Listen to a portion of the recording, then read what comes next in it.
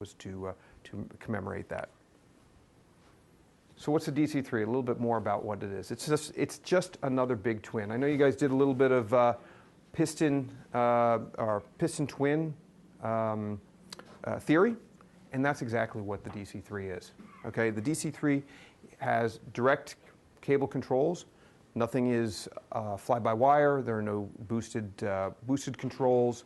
Everything you move the controls, and it moves a cable and pulleys or push rods, and it moves the controls. It's very simple technology as far as that's concerned. So approach speed's about 80 to 90 knots.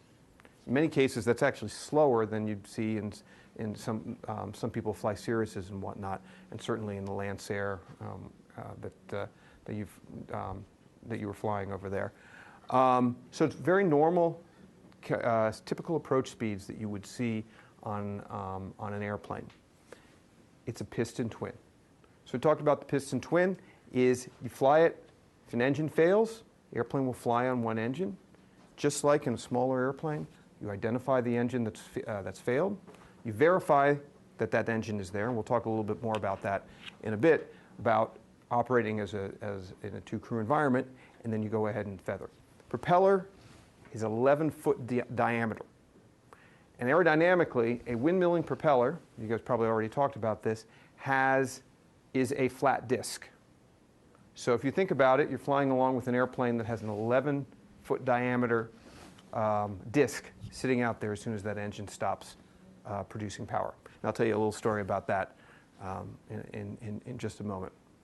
And it runs just common general aviation avionics. Same avionics you'd see, maybe not in the Cirrus. Cirrus is a little bit more advanced than this, but your Garmin GPSs, the same navigational radios that you see, because it's operating in the same environment and the same speeds that you would see in any of your training aircraft. It's actually quite a docile airplane when you fly the airplane. It's a little bit different, however. It has a twist. You guys going over tailwheel airplanes? Minimally. Okay.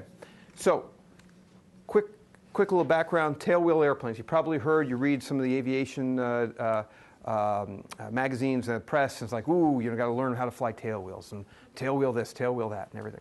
Well, tailwheel airplane is naturally unstable on the ground. That's not to mean that it's to be feared, but it is very different. So when you land in tricycle gear airplane that you're typically flying when you're training, center of gravity of the airplane is forward of the main landing gear. Okay? So as a result, center of gravity is forward of the main landing gear. Your drag is behind that point. It is naturally wants to track straight, all other things being equal. In a tailwheel airplane, because the tail of the airplane sits on the ground, the center of gravity is aft of the main landing gear. So now you have the point of drag, which is your wheels that are on the ground, forward of your center of gravity. So the center of gravity wants to go forward of the center of the point of drag. And as a result, if the center of gravity is misaligned, the airplane wants to actually swap ends. That's a technical term, by the way. All right. That's a ground loop, right? That is also known as a ground loop, okay? And so it's a big airplane and has a tail wheel, so the airplane needs to be kept straight at all times so that when you're going down the runway. Something very different than an airliner or the training airplanes that you see today. It also has round engines. One of the things that, I don't know how much you guys are going to get into, but the most efficient way, given the technology available in the 1930s, to produce horsepower was for a radial engine. Okay?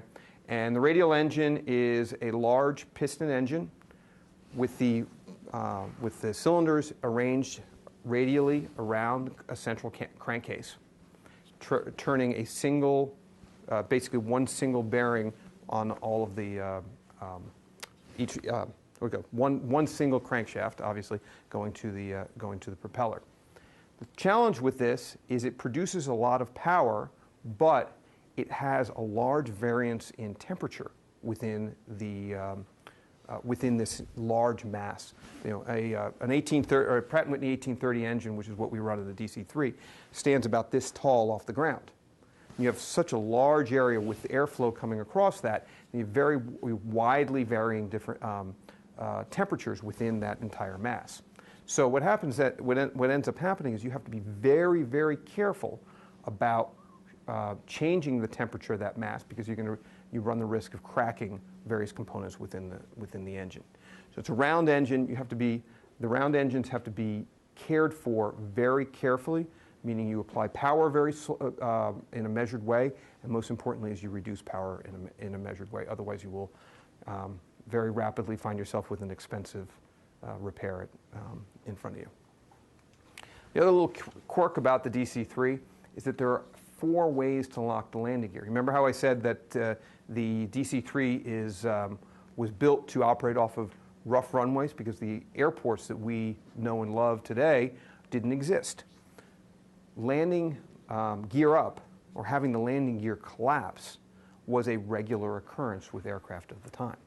And Douglas, in their infinite wisdom, said, well, it looks really bad on the the front paper, or the front page of the paper, to see our brand new DC-3 airplane sitting on the grass with the landing gear collapsed. So there are 4 ways to lock the landing gear: aerodynamically, geometrically, and then hydraulically, and then a physical latch on the landing gear. So it's a little bit challenging when you operate the airplane to know exactly what the procedures are to make sure that that works properly. But the interesting thing to me, at least, is the history as to how that got there. Let's go back for a second. So a couple other things to twist is the DC-3 is a transport category airplane, or it's what's called a heavy airplane in FAA parlance, or large airplane in FAA parlance, which means that it weighs more than 12,500 pounds, and which requires 2 crew members. And so it's actually one of the only airplanes. Let me rephrase that. It was one of the first airplanes in airline service that truly required 2 crew members. It was kind of the granddaddy of CRM, cockpit resource management, as we know it today. So the airplane, by virtue of its size and its weight, requires 2 crew members. As soon as you put 2 people in close proximity, you have problems of communication. And that happens even more so in the cockpit. So the important thing about flying the DC-3 is it looks and smells and acts a little bit like that piston twin that you might get your multi-engine rating in. But it requires, most importantly, that you learn how to operate with the person that's sitting next to you. A little anecdote,